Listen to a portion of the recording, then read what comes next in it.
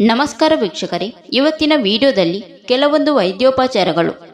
ಸ್ವಚ್ಛವಾದ ಪಾರಿಜಾತದ ಎಲೆಗಳಿಂದ ತೆಗೆದ 1-2 ಚಮಚ ರಸಕ್ಕೆ ಅಷ್ಟೇ ಪ್ರಮಾಣದ ಶುದ್ಧ ಜೇನುತುಪ್ಪ ಹಾಗೂ ಸ್ವಲ್ಪ ಉಪ್ಪನ್ನು ಸೇರಿಸಿ ದಿನಕ್ಕೆ 3 ಬಾರಿ ಊಟಕ್ಕೆ ಮೊದಲು ಸೇವಿಸುತ್ತಾ ಬಂದರೆ ಮಲೇರಿಯಾ ಜ್ವರ ನಿಯಂತ್ರಣಕ್ಕೆ ಬರುತ್ತದೆ. ಹೊನ್ನೆ ಮರದ ಅಂಟನ್ನು ನೋವಿರುವ ಹಲ್ಲಿನ ಮೇಲೆ ಸ್ವಲ್ಪ ಕಾಲ ಇಟ್ಟರೆ ಹಲ್ಲು ನೋವು ದೂರವಾಗುತ್ತದೆ.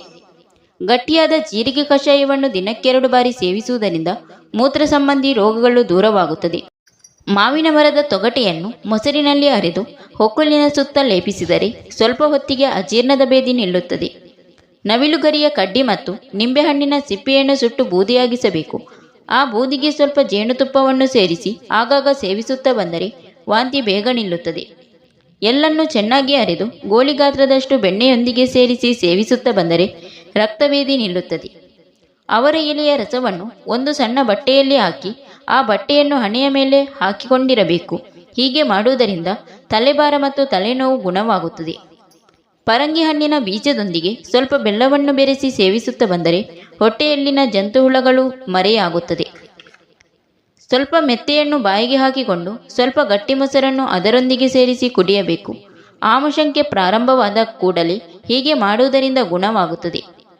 1 ಹಿಡಿಯಷ್ಟು ಬಸಳೆ ಸೊಪ್ಪನ್ನು ಶುದ್ಧವಾಗಿಸಿ ಚೆನ್ನಾಗಿ ಅರೆದು 1 ಲೋಟ ಹಸುವಿನ ಹಾಲಿನೊಂದಿಗೆ ಬೆರೆಸಿ ಬೆಳಗಿನ ಹೊತ್ತು ಕುಡಿಯುತ್ತಾ ಬಂದರೆ 4-5 ದಿನಗಳಲ್ಲಿ ಬಾಣಂತಿಯರಲ್ಲಿ ಎದೆಹಾಲು ಹೆಚ್ಚಾಗಿ ವೃದ್ಧಿಯಾಗುತ್ತದೆ. ಬೆಳ್ಳುಳ್ಳಿಯನ್ನು ನಿಂಬೆಹಣ್ಣಿನ ರಸವನ್ನು ಸೇರಿಸಿ ದಿನಕ್ಕೆ 2 ಬಾರಿ ಸೇವಿಸುತ್ತಾ ಬಂದರೆ ಸಂಧಿವಾತ ದೂರವಾಗುತ್ತದೆ. ಊಟ ಮಾಡುವುದಕ್ಕೆ ಅರ್ಧ ಗಂಟೆಯ ಮೊದಲು ಎಲೆ ಅಡಿಕೆಯನ್ನು ಜಗಿದು ತಿಂದರೆ ಹಸಿವು ಹೆಚ್ಚಾಗುತ್ತದೆ.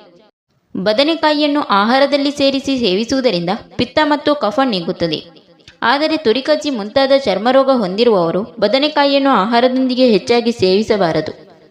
ಸಾಸಿವೆ ಬಹಳ ಸಣ್ಣ ಆಹಾರ ಪದಾರ್ಥವಾದರೂ ಅದರಲ್ಲಿ ಹೆಚ್ಚಿನ ಕೆಡುಕಿನ ಅಂಶಗಳು ಅಡಗಿವೆ. ಸಾಸಿವೆಯ ಹೆಚ್ಚಿನ ಬಳಕೆಯಿಂದ ರಕ್ತದೊತ್ತಡ ಮತ್ತು ಕರುಳಿನ ತೊಂದರೆಗಳು ಬರುತ್ತದೆ. ಮೂಲಂಗಿಯನ್ನು ರುಬ್ಬಿ ಅದರ ರಸವನ್ನು ತೆಗೆದು ಪ್ರತಿದಿನವೂ ಬೆಳಿಗ್ಗೆ 6 ಚಮಚ ಸೇವಿಸುತ್ತಾ ಬಂದರೆ ಮೂತ್ರ ಸಂಬಂಧಿ ತೊಂದರೆಗಳು ನೀಗುತ್ತದೆ. ಅರ್ಧ ಲೋಟದಷ್ಟು ಹಾಲಿಗೆ 1 ಚಹಾ ಚಮಚದಷ್ಟು ಓಮವನ್ನು ಸೇರಿಸಿ ಬಿಸಿ ಮಾಡಿ ಸ್ವಲ್ಪ ಸಕ್ಕರೆಯನ್ನು ಹಾಕಿ ಆರಲು ಬಿಡಬೇಕು. ಈ ಹಾಲನ್ನು ದಿನಕ್ಕೆ 2 ಬಾರಿ ಕುಡಿಯುತ್ತಾ ಬಂದರೆ ಗಂಟಲಿನಲ್ಲಿ ಹಿಡಿದ ಥಂಡಿ ದೂರವಾಗುತ್ತದೆ. ಹಾಲಿನಲ್ಲಿ ಕೊನೆಯದಾಗಿ ಉಳಿಯ ಓಮದ ಕಾಳುಗಳನ್ನು ಜಗಿದು ತಿನ್ನಬೇಕು. Thank you for watching. ಸ್ನೇಹಿತರೆ, ವಿಡಿಯೋ ಇಷ್ಟ ಆದರೆ ಒಂದು ಲೈಕ್ ನೀಡಿ, ವಿಡಿಯೋನ ನಿಮ್ಮ ಫ್ರೆಂಡ್ಸಿಗೆ ಶೇರ್ ಮಾಡಿ, ಚಾನಲ್ನ ಸಬ್ಸ್ಕ್ರೈಬ್ ಮಾಡಿಕೊಂಡು ನಿಮ್ಮ ಅನಿಸಿಕೆಗಳನ್ನು ಕಮೆಂಟ್ ಮೂಲಕ ತಿಳಿಸಿ.